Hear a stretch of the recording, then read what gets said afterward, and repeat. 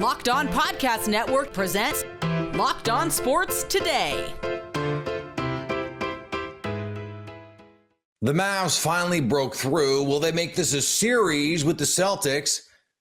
Also, Rory McIlroy's major tournament drought rages on, and the Lakers are running out of time to be picky. Today's episode is brought to you by FanDuel. Make every moment more. Right now, new customers get $200 in bonus bets with any winning $5 bet. That's $200 in bonus bets with any winning $5 bet. Visit FanDuel.com/LockedOn to get started. I'm Peter Bukowski, starting your day with the can't-miss stories and biggest debates in sports. You're Locked On Sports Today. Searching all major sports. Found. Let's start with the biggest story. Through 3 games, the NBA Finals looked over. Through 4 games, well, at least it's not over. The Mavericks on Friday got the one win they needed to extend the series, a 122-84 win. My goodness. And they are, I don't know about right back in this, but they got another shot at it. Nick Angstad from Locked On Mavericks joins me now. And Nick, clearly a more desperate team for the Dallas Mavericks, but 122 speaks a lot in this one. What did the Dallas Mavericks find on offense in Game 4? Yeah, I don't think the phrase is they are back in it, but they're definitely still alive, and they're showing signs of life, because up until this point, it didn't seem that way. And in Game 3, it just seemed like this Mavs team didn't have it and didn't believe in themselves. And I think that's where it starts. They believed that they could come out and find a way to win. I think that you saw from Luka a renewed commitment on the defensive end. I think that was a big thing that sparked the Mavericks on the other end. I think that offensively, you saw Luka and Kyrie. It's the first game in the series they've both shot above 40% from the field. Like, that's pretty big when they needed their 2 stars to play well and to play great probably 4 times if they wanted to beat this Celtics team. They haven't even got that once this season or this finals until this Game 4. And so you got that.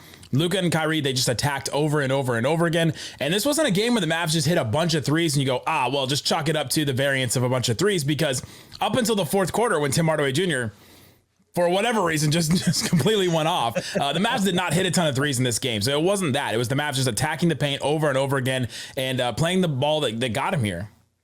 Yeah, to your point, Kyrie and Luka combined for 1 of 14 from 3 in this game. It's not the best, but Derek Lively hit a corner 3, and actually looked really good doing it. He had 11 and 12 in this Game 4. And I'm wondering, like, literally everyone on the Mavericks roster played in that game on Friday. I don't know that I've ever seen a finals game where everyone on the roster played, but they're not all going to play if Monday's game is at all close. What do they find with Derek Lively? Derek Lively has been one of the greatest stories of this whole finals run for any team, really, because you get this guy who was the draft pick that came from the Mavs tanking 2 games, getting ridiculed for tanking all those games, and then they draft him. He's a 20-year-old rookie center. Rookie centers never play on good teams. The last rookie center that I think made the playoffs was Al Horford back in 2003, ironically, by the way. And then I think before that, it was Yao Ming on the Rockets. Like, it just does not happen very often that a rookie center plays that much on a team. And so then he comes in. Now he has 2 double-doubles in the finals. The last rookie to do that was Magic Johnson. There's actually only one other rookie since Magic Johnson to have a double-double in the finals with points and rebounds. And so he has just been absolutely incredible. And I think his superpower, the thing I've been saying on Locked On Mavs every day, his superpower is his ability to be coachable, to learn, and to take one thing from one game and to go to the next game and to learn from it. And so, yes, maybe he's playing better at home. Maybe that was the big difference for him. Definitely Kristaps Porzingis not being in the game, because Kristaps Porzingis had mirrored Derek Lively's minutes kind of, and his 3-point ability had pulled him away from the basket. That had been a big thing too. But I think Lively just adapted. And I think that he learned at the physicality of this game. I think he learned that I got to crash the boards, and when he's crashing the boards against a Derek White compared to a Porzingis, it was a lot easier, it turns out, for him to do that. And so, but Derek Lively, the story of him, that's just on the court, let alone what he's gone through with his mother passing away earlier in 2024, like just an insane amount that this guy has gone through. Kyrie Irving called him the vocal leader of this team. And like during this run, which is just amazing to hear, that the poise, the maturity of this guy. The Mavs will listen to him on defense. He's the guy on the back line making it all work. And it's just been incredible to watch him thrive. We mentioned the offense and breaking through for 122 is a big part of this, but Boston also only scored 84 in that game for Jason Tatum, 4 of 10, Drew Holiday, 4 of 10, Derek White, 2 of 8, Jaylen Brown, 3 of 12. They're not just going to shoot that poorly if you don't defend. But what did you think the Mavericks did, if anything, to facilitate, to cause the Boston to play this poorly offensively? I would love to say the Mavs defense figured them out. They're going to shut them down the rest of the series, and this is going to be the first team to come back from down 0-3. I do think that there's a level of everybody on the Mavs was locked in. There was an energy, a focus, a determination, a desperation they came out with. And when the Mavs defense has that, they can defend really well. It takes a level of energy, of effort. Lucas said it after the game. We know the amount of energy it takes now to win a game like this and to win a game against the Celtics. I do think, though, from the Celtics perspective, and I'm sure Corrales will say this exact thing, their offensive focus was all over the place. They had no flow to their offense at all. They were just pounding the rock over and over again. I was sitting next to a couple of Celtics media members, and first quarter, I look at them, I'm like, what is Jason Tatum doing? They go, he's going for finals MVP right now. He was just going for a shot over and over again, and he just wasn't getting the right shots. He didn't even take that many in this game, but it felt like over and over he was trying to pound the rock, get his own stats, and it really took them out of the flow of their offense. Now, not having Porzingis to space the floor does affect them a little bit. You have Tillman out there instead. Horford's got to play a little more minutes. Yes, that could affect them, but I just felt like they just really took their eye off the ball, and the Mavs are the ones that ready and came out and took that game. Stay up to date all year on the Dallas Mavericks by subscribing to Locked On Sports Today and Locked On Mavericks on your favorite podcast app and on YouTube. Thanks for making Locked On Sports Today your first listen. Coming up, the U.S. Open had a classic finish, and Rory McIlroy still hasn't won a major in quite some time. Before we get to that, the Dodgers are losing one of their stars for a while. Summertime means baseball, the NBA Finals, the Stanley Cup Final, and more. You can bet on all of it at FanDuel. Right now, new customers get $200 in bonus bets with any winning $5 bet. That's $200 you can use on everything from the Finals MVP to who's going to hit one out of the park. The Celtics are big favorites in Game 5. FanDuel has Boston favored by 6.5 over Dallas. Also, Luka Doncic points set at 32.5. He averages 35 in the playoff elimination games. I'll take the over on that one. Visit FanDuel.com/lockedon and add a big win to your summer bucket list. FanDuel, America's #1 sportsbook.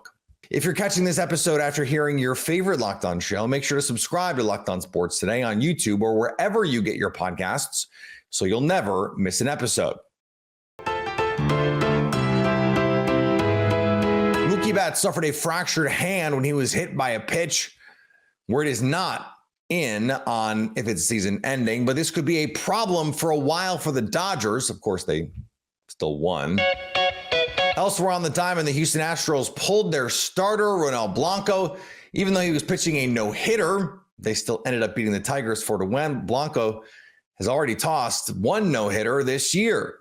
Ronel Blanco almost threw another no-hitter, Eric. I mean, he would have had a combined no-hitter had Presley not screwed it up. But the Bregman error, it probably should have been a hit, but who knows? I think if there wasn't a no-hitter going, that they would have probably marked that a hit, not an error.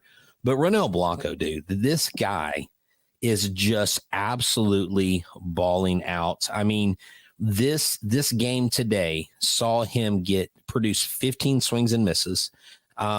He was the WPA leader today, the wins probability added leader today. Without a doubt, right here with plus 26, Jose Altuve 25.1, and then Yordan Alvarez in there with 9+. But this is what I love about Blanco today, Eric. When you look at the pitches he threw, because last game he didn't throw as many changeups as he had been. Right. He threw 25 changeups today. And on those 25 changeups, he got 8 swings and misses. He threw 37 four-seam fastballs, 26 sliders. He did throw 6 curveballs, okay? And so he had a 4-pitch arsenal today. The guy kept it together. This is the guy that I think Dana Brown gets a whole lot of credit for. In NFL offseason news, Kansas City Chiefs defensive lineman Isaiah Buggs has been arrested for the second time in a month. Buggs was booked on a domestic violence and burglary charge in Alabama on Sunday morning and released, according to online records. Back on May 30th, not that long ago, Buggs turned himself in for multiple counts of animal cruelty as 2 dogs he was caring for were malnourished. One of the dogs had to be euthanized. The 27-year-old Bugs played through 3 seasons with Pittsburgh and 2 with the Detroit Lions before joining the Chiefs in January as a practice squad player. And the Indiana Fever beat the Chicago Sky 88-83, but that was not what people were talking about today. Sky forward and former collegiate rival of Caitlin Clark, Angel Reese, had plenty to say about the flagrant foul she received. I mean, for inside, I think we were playing really hard. I think we went up really strong a lot of times and we didn't get a lot of calls. And going back and looking at the film, I've seen a lot of calls that weren't made. I guess some people got a special whistle, but just being able to play hard as best as we can. I'm still proud of Camilla going out and still getting a double-double. And that's something y'all not going to be able to stop regardless of the referees. Like, we're here for a while. We're not going to be denied. It's no matter what you guys can try to do, but our goal is to win, and we're going to do whatever it takes to win and continue to do that. One of the great literary tropes, absence makes the heart grow fonder. We had a pair of players at the U.S. Open at Pinehurst who had been baking in that phrase for quite a while. It seemed like forever, certainly to Rory McIlroy, since he'd won a major. Once the prince who was promised, he was the heir to Tiger Woods. And for many, that made him the kind of player to root against, because Tiger Woods was, of course, the only prince who had truly been promised. He was a threat to the legacy of Tiger Woods, and winning as often as Rory did made him unlikable solely because he had won. This was, of course, unfair to McIlroy, whose only crime was being a really, really, really good golfer. He never asked to be the heir to Tiger Woods. And then he struggled. And he struggled. And he struggled some more. And that brought him back into the good graces of golf fans. Because for whatever measure it humbled him, it also reminded us that this game humbles everyone if you play it long enough. And anyone who has ever picked up a golf club knows you only have to play a hole or two before the game of golf finds a way to remind you this is as humbling a sport as there is. Rory McIlroy had the chance to end his drought. He had been 496 for 496, 496 consecutive putts inside 3 feet this season. The one miss is going to cost him a major championship. Pinehurst number 2 was a brutal test. Rory had his chances at the end. In fact, had a 2-shot lead on Sunday. He let evaporate. And it was Bryson DeChambeau, a potentially unlikely chaser, who won a 2020 COVID U.S. Open in a bomb and gouge win at Winged Foot. No spectators, no atmosphere, no crowd, no pressure, no stakes, you might say, if you were a cynic. Bryson himself admitted the difference at Pinehurst. But what was startling is on Sunday, it was Bryson, someone who jumped ship from the PGA Tour to live golf, who is literally being paid by a foreign government, who heard chants of USA, USA, USA. He wins his second U.S. Open. He was a player who not that long ago had become the butt of every joke among golf fans, who multi-major winner Brooks Koepka openly mocked in post-round interviews. He was the nerdy one, the one who had out-scienced golf, who was thinking his way around the golf course rather than feeling. He was more scientist than artist. and his antics, such as they were, had grown tiresome to golf fans. But over on the Live Tour, with as little exposure as he got, and let's be honest, it's very little over on the Live Tour, fans maybe had forgotten how entertaining it was to see Bryson, whose 8-iron was a 6-iron, whose stock yardage from 180 had him hitting a pitching wedge in clutch moments, and who, let's be honest, his short game won him this golf tournament. You have to be an artist with your short game to have any kind of short game. This was redemption for Bryson DeChambeau as well. And so while he beat Rory McIlroy, the guy who had fought tooth and nail to keep Live and the Saudi Arabian money out of golf, it was Bryson DeChambeau who won over the crowd and the US Open on Sunday, because absence makes the heart grow fonder. Coming up, the Lakers are running out of time. The LA Lakers were rumored to be meeting with JJ Redick over the weekend, and that a good performance would vault them to the top of the list of candidates. As Locked On Lakers hosts Andy and Brian Kamenetsky point out, duh.